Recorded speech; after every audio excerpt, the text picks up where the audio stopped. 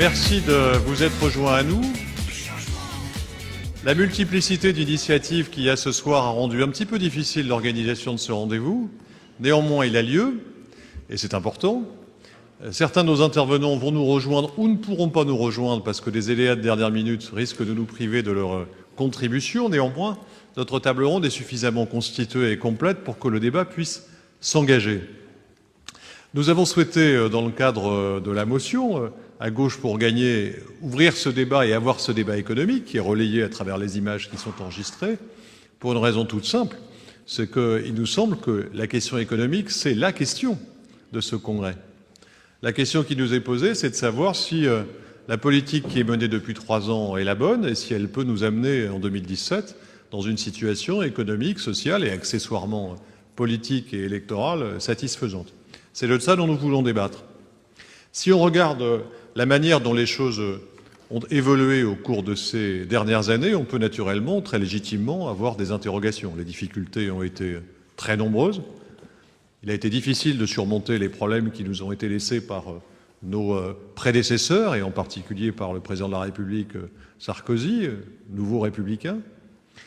Ces problèmes étaient majeurs, mais le problème, c'est que la situation ne s'est pas améliorée depuis, à la fois en raison de la pression de ce contexte, mais aussi de certaines orientations qui ont été prises et qui méritent le débat. Elles méritent d'autant plus le débat qu'elles n'ont pas été forcément comprises par nos concitoyens ni approuvées par ceux-ci.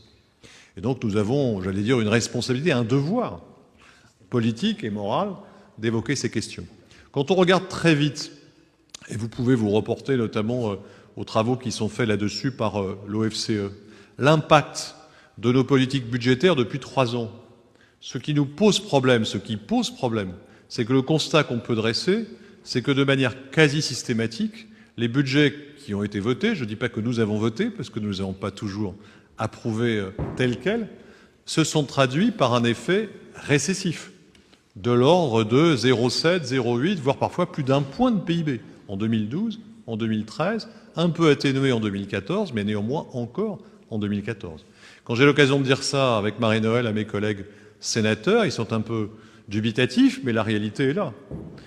Nous défendons l'idée d'une relance de l'activité, nous défendons l'idée d'un recul du chômage, nous défendons l'idée d'un soutien à l'industrie, et en même temps, nous sommes amenés à faire des choix. Je ne dis pas qu'il y a une volonté malveillante, mais nous sommes amenés à faire des choix qui jouent en sens inverse et qui ont joué ces dernières années en sens inverse.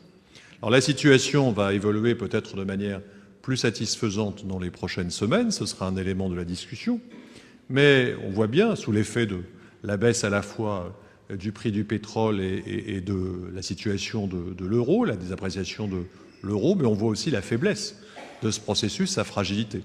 Et donc un des éléments du débat, c'est de savoir comment et quelles sont les initiatives que l'on peut prendre pour faire en sorte que le début de reprise qui s'amorce et qui peut être remis en question par des mesures qui viendraient alourdir un peu les difficultés. Je fais allusion notamment à la pression qui est exercée sur la France pour qu'elle prenne des mesures nouvelles d'économie qui pourraient avoir un effet négatif sur l'activité qui redémarre. Comment rendre ce début de reprise à la fois plus solide, plus juste, c'est-à-dire bénéficiant plus largement à ceux qui sont confrontés à des difficultés majeures depuis ces dernières années, et plus durable. Voilà ce dont on va débattre, et c'est au tour de Marie-Noëlle que ce débat va s'engager, puisque c'est elle qui va animer cette discussion. Merci beaucoup. Bon, d'abord, vous remercier nos économistes qui participent à la table. Donc, comme l'a très bien expliqué Gaëtan, nous avons pensé qu'il était utile de partir de l'état de la situation et d'avoir quand même comme horizon, bien sûr, l'avenir du pays, mais l'échéance de 2017. Et c'est pas neutre de poser la question ainsi, parce que ça pose pas simplement la question des grandes politiques qu'il faudrait mener, mais aussi de la manière dont les citoyens peuvent ressentir les conséquences de ces politiques et comment ça pèse politiquement dans les arbitrages et dans les votes qui vont avoir lieu, car évidemment, c'est un enjeu en démocratie qui est essentiel. Donc l'idée, c'était de partir. Quelle analyse a-t-on de la situation actuelle ? On nous parle de frémissement, ampleur de ce frémissement, durabilité de ce frémissement, qu'est-ce qu'il implique comme évolution à court et à moyen terme. 2, est-ce qu'il est suffisant pour atteindre des questions centrales qui est reculer le chômage, pour convaincre nos concitoyens qu'une perspective de sortie de crise est devant nous. Deuxième sujet sur le frémissement actuel, a-t-on des marges de manœuvre et spécifiques à la France? Et peut-être qu'on demandera plutôt à Guillaume ensuite de nous parler de tout le volet, la France, l'Europe, l'Allemagne, notre position par rapport à tout cela.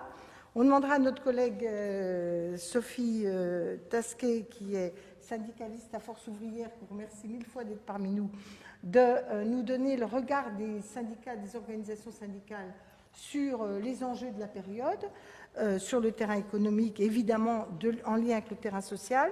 Et puis ensuite, on demandera à Bernard Perret de peut-être porter plus un regard sur chaque fois qu'il y a une crise. Il ne s'agit pas de revenir à la case départ. Elle a aussi posé la question de l'avenir de notre modèle de développement. Que toutes les mutations, les changements, le volontarisme nouveau pour induire un nouveau mode de développement. Et c'est évidemment, notamment sur la question écologique et sur la question du développement durable, on peut dire, le terme est un peu galvaudé maintenant. Mais enfin, transition. Voilà, les économies de transition et de transition énergétique en particulier, écologique plus largement. Donc, je pose la question à Daniel Vasseur, qui est à la Cour des comptes, qui par ailleurs est un militant du Parti socialiste et qui a beaucoup travaillé avec nous depuis plusieurs années, de demander à Daniel quelle analyse il fait de l'état de la situation et peut-être des marges de manœuvre qu'il estime qu'on pourrait se dégager à court terme aujourd'hui en France.